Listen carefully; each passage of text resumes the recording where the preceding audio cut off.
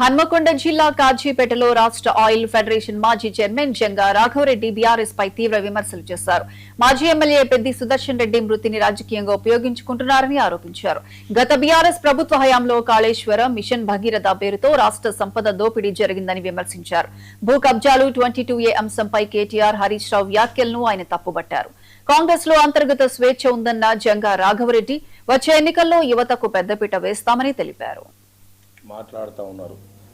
సరే, కాంగ్రెస్ పార్టీ మాత్రం అందరూ చెప్పాల్సుకున్నది ఎప్పుడు చెప్పాల్సింది ఏంటంటే కాంగ్రెస్ పార్టీ పెద్ద కుటుంబము 100%. సరే, చిన్న కుటుంబంలో చిన్న తమ్ముడు బిడ్డ కొడుకే ఉంటారు. ఇక్కడ దీనికి ఒక చరిత్ర ఉన్నది, 100 ఏళ్ల చరిత్ర ఉన్నది. ఇక్కడ నాయకులు ఎక్కువ ఉంటారు. కాంగ్రెస్ పార్టీలో స్వేచ్ఛ ఎక్కువ ఉంటుంది.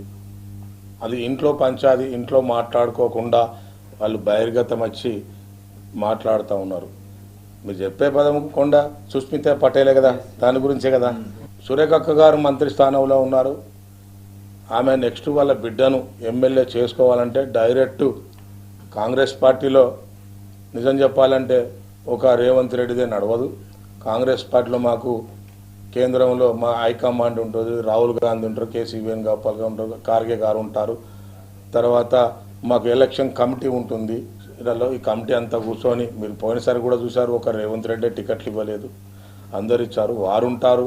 ఇలా టీపీసీసీ అధ్యక్షులు ఉంటారు, ఇలా కమిటీ ఉంది, ఆ కమిటీ అంతా నిర్ణయం చేస్తారు. సరే, ఏ నియోజకవర్గం పోయినా కూడా ఆ నియోజకవర్గంలో ఆ ఎమ్మెల్యేలను ఎంకరేజ్ చేయాలి, వాళ్ళను ప్రజలలో పేరు సంపాదించాలి, పార్టీని అభివృద్ధి పదంలో తీసుకుపోవాలని చెప్పి మీటింగ్లలో మాట్లాడతారు. మాట్లాడినంత మాత్రాన టికెట్ ఇస్తారని చెప్పి వీళ్ళు అపోలు పడడం కూడా తప్పు. సరే, కాంగ్రెస్ పార్టీ మాత్రం అందరూ చెప్పాల్సుకున్నది ఎప్పుడు చెప్పాల్సింది ఏంటంటే కాంగ్రెస్ పార్టీ పెద్ద కుటుంబము 100%. సరే, చిన్న కుటుంబంలో చిన్న